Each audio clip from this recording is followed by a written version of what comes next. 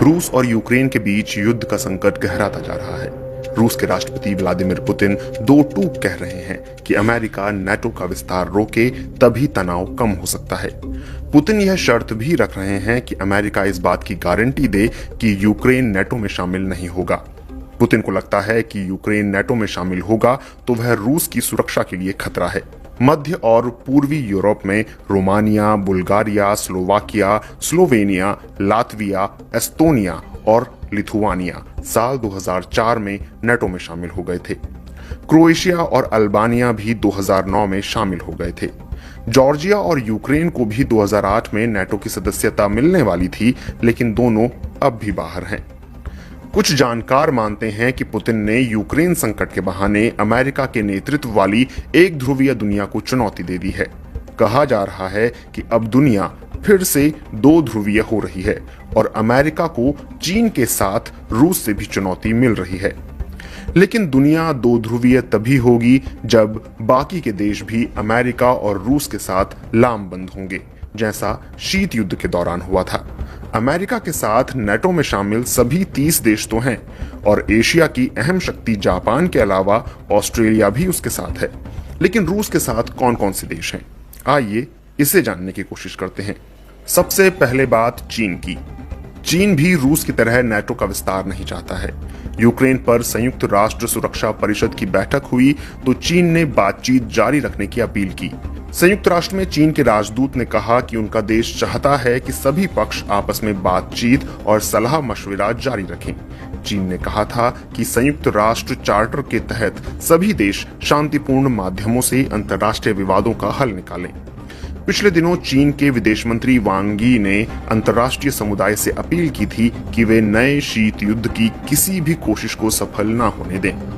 यह भी कहा जा रहा है कि रूस पर पश्चिमी देशों का प्रतिबंध बढ़ रहा है, ऐसे में चीन ही उसे मदद करेगा।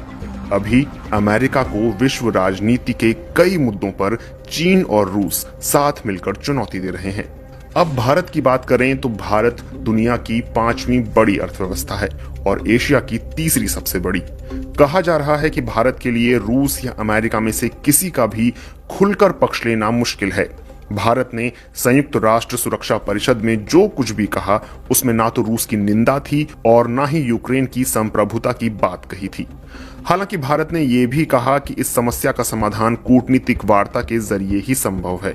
लेकिन ऐतिहासिक रूप से देखें तो भारत का रुख रूस के पक्ष में झुका रहा है। साल 2014 में रूस ने जब यूक्रेन से क्राइमिया को अपने में मिला लिया था, तब भी भारत ने इसका विरोध नहीं किया था। लेकिन भारत के लिए अब गुट निरपेक्ष रहना इतना आसान नहीं होगा। अब चलते हैं क्रोएशिया की तरफ। क्रोएशिया साल 2009 में नाटो में शामिल हो गया था, लेकिन यूक्रेन संकट पर क्रोएशिया की भाषा नाटो के आधिकारिक बयान की तरह नहीं है। क्रोएशिया के राष्ट्रपति जोरान मिलानोविक ने पिछले महीने कहा था कि रूस के साथ संघर्ष छिड़ता है तो यूक्रेन से अपनी सेना को वापस बुला लेंगे। हालांकि पुतिन ने जब यूक्रेन के 2 अलगाववादी इलाकों को स्वतंत्र क्षेत्र के रूप में मान्यता दी तो क्रोएशिया ने इसकी निंदा की। अजरबैजान की बात करें तो अजरबैजान के राष्ट्रपति रूस के दौरे पर हैं। उन्होंने इस दौरे पर अलाई डिक्लेरेशन पर हस्ताक्षर किया है। अजरबैजान के राष्ट्रपति का यह दौरा उस संदेश के तौर पर देखा जा रहा है कि रूस को लेकर उसके मन में कोई दुविधा नहीं है। आखिर में बात की जाए पाकिस्तान की तो इस बेहद नाजुक पल में पाकिस्तान के प्रधानमंत्री इमरान खान रूस के दौरे पर गए। इस दौरे को इस रूप में भी देखा जाएगा कि शीत युद्ध के दौरान पाकिस्तान जिस अमेरिकी खेमे में था उससे अब दूर हो रहा है। इमरान खान के दौरे के समय को भी काफी अहम माना जा रहा है। विश्लेषकों का मानना है कि इससे एक संकेत जाएगा कि पाकिस्तान अपना पक्ष चुन रहा है और वह अमेरिका और पश्चिम विरोधी खेमे का हिस्सा बन रहा है।